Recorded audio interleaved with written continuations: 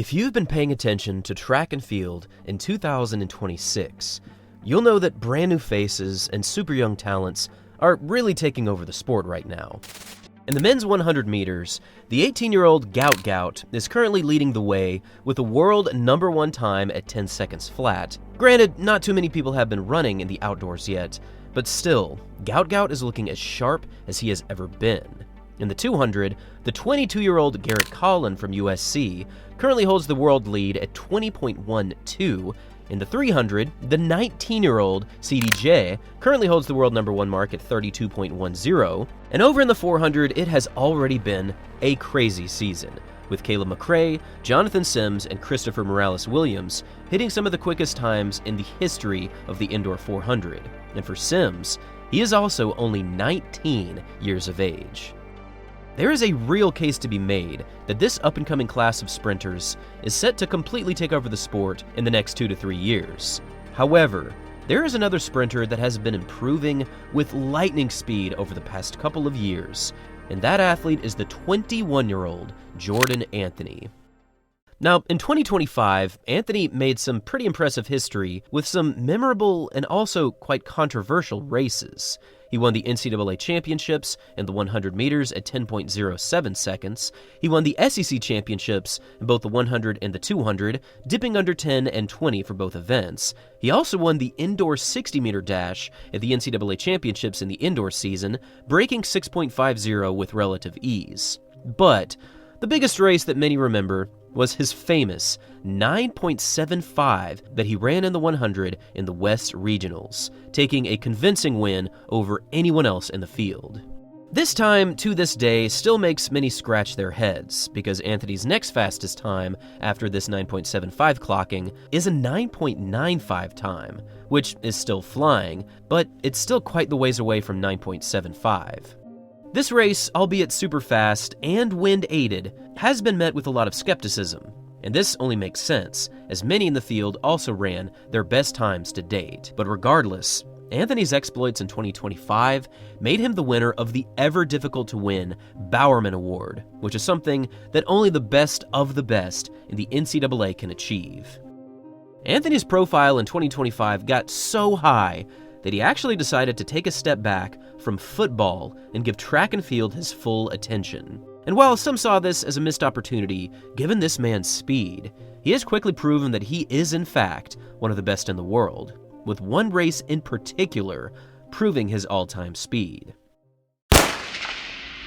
And a clean start. Anthony got out well in lane 4. Anthony in 4. On the inside, it's Trayvon Bromell. At 6.43 seconds, Anthony is currently the fastest athlete in the world right now in the 60-meter distance, holding this position quite comfortably over anyone else in the world. However, for his very next race in 2026 at the United States Indoor Championships, Anthony has a huge task ahead of him, and the time that he will need to run to win this 60 could be right at this all-time mark. At this year's United States Indoor Championships in New York City, Jordan Anthony is officially squaring off against none other than Noah Lyles in the men's 60. And while Lyles has only run a 300 and a 200-meter race this season, he is always a dangerous man to lace up against. If we go back to 2024, we can see Noah taking a convincing win in the 60 meters at the New Balance Indoor Grand Prix, hitting a new PR of 6.44 seconds. But then, just a few weeks later at the United States Indoor Champs, he put together his best race to date, taking down the 60-meter world record holder, Christian Coleman,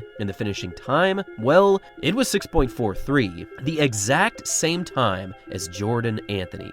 This time currently places Anthony and Lyles in the top 10 all-time for the men's 60, meaning that in order to win in this year's United States Indoor Championships, they are going to have to throw down a super quick clocking. Now, for the matchup of Lyles versus Anthony, there's currently not a lot of history to analyze. They've only raced once in the past officially at the 2025 US Champs in the qualification round of the 100. And for that race, Noah took the win against Anthony with a time of 10.05 to Anthony's 10.14. Clearly, this was not one of the best performances of either athlete, but it does put into perspective that both have run at the highest levels against each other. But for this race, how exactly will the outcome turn out? Well, we have some very interesting stats to say that one athlete just might have a real advantage. If we circle back to the 2024 Olympic final in the men's 100, we can see Noah Lyles taking this huge win in 9.79 seconds, clutching up on the biggest stage when it mattered the most. But in breaking down this performance by splits, we see something quite interesting.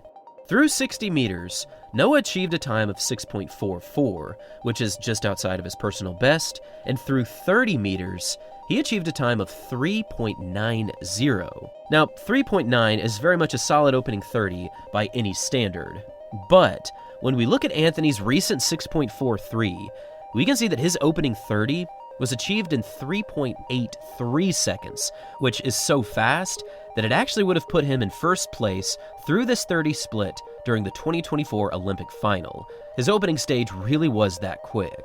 Anthony's recent rise to super fast running has been undeniably amazing, and to make things even more scary for his competition, he's recently been training with Noah Lyles and company under the tutelage of Lance Brahman in Florida.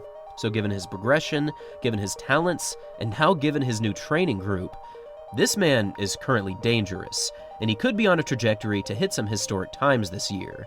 But the simple truth about this showdown that some often forget is that you can never, under any circumstance, count out Noah Lyles. Despite only running a 300 and a 200 this year, there is no doubt that Noah dipping down to the 60 meters will be met with success. He's currently one of the top 10 60 runners of all time. He's improved his start like crazy over the past 3 or 4 years, and whenever a championship moment is on the line, this man just knows how to put together the race. The 2026 championship season is finally upon us, and one of the biggest and most intriguing clashes right now has to be Jordan Anthony versus Noah Lyles. It's also very much worth mentioning that this is the first time in his career where Anthony is going into a competition as quite possibly the favorite. Currently, there are 33 athletes listed in the men's 60-meter dash for this year's US Champs, with Jordan Anthony currently holding the fastest time out of anyone with his 6.43. But beyond just Lyles and Anthony, there is also some crazy talent set to race here. We've got Trayvon Bromell, one of the quickest 60 athletes of all time. There's Ronnie Baker, currently ranked at number 3 all time with his 6.40. And we have various athletes that have gone under 6.6 this year in the 60, meaning that many athletes could have the moment to run something super fast. I am very excited to watch this men's 60-meter dash unfold. And with all of this information in mind, I want to hear from all of you. Who do you think takes the win this weekend in this year's US Indoor Champs in the 60? Do you have the world number 1 right now, Jordan Anthony? Do you have Trayvon Bromell, Ronnie Baker? Or do you have Noah Lyles dipping down to the 60 to defend his indoor title? Thanks for watching, everyone. Until next time.